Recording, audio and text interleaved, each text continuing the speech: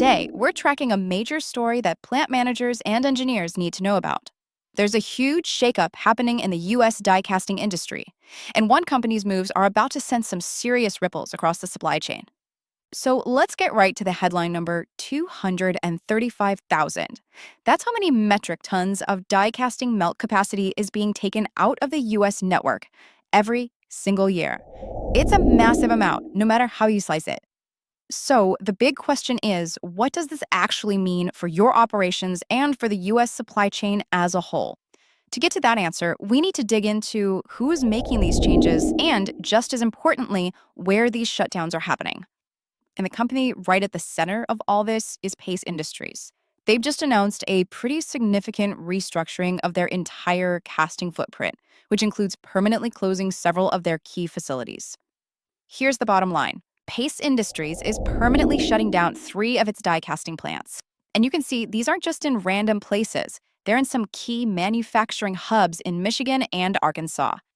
All right, let's dive into the specifics of these closures. To really get the full picture, we've got to break it down location by location, because each of these plants is a really important piece of this puzzle.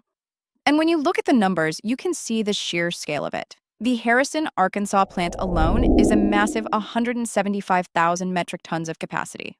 Just gone. Then you go up to Muskegon, Michigan, where they're closing 2 facilities.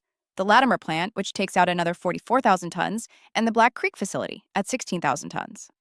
And, beyond these big capacity numbers, there's a real human cost. At the Harrison, Arkansas facility alone, the closure is expected to eliminate about 178 jobs, and that's supposed to happen by this April. But this story is about more than just lost capacity. These closures are creating a ripple effect that's about to disrupt a really critical internal supply chain for Pace, specifically when it comes to how they handle their scrap metal.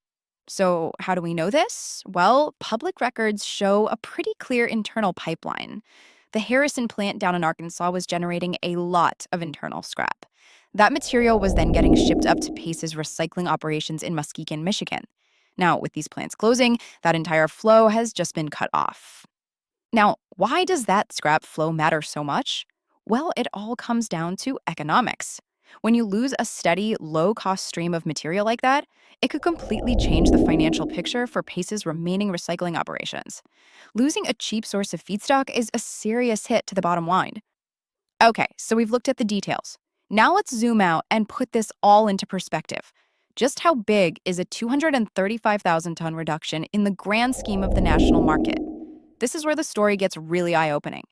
This chart really tells the story.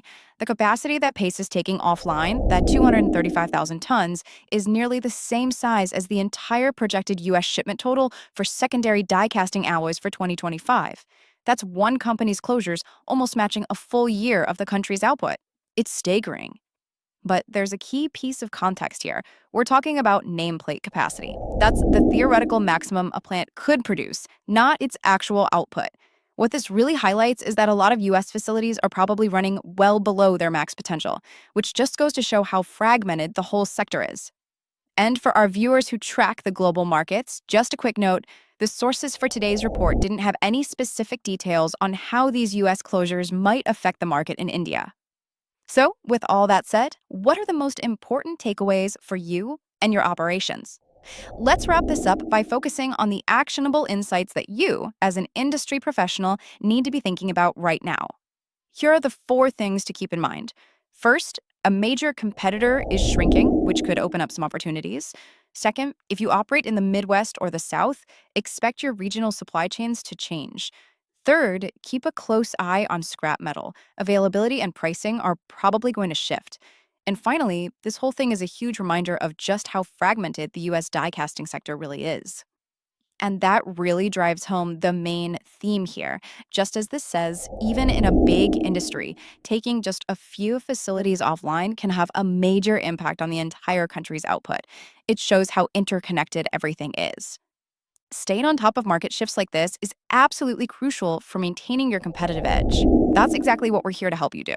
Make sure you follow our channel for more updates. We'll see you next time.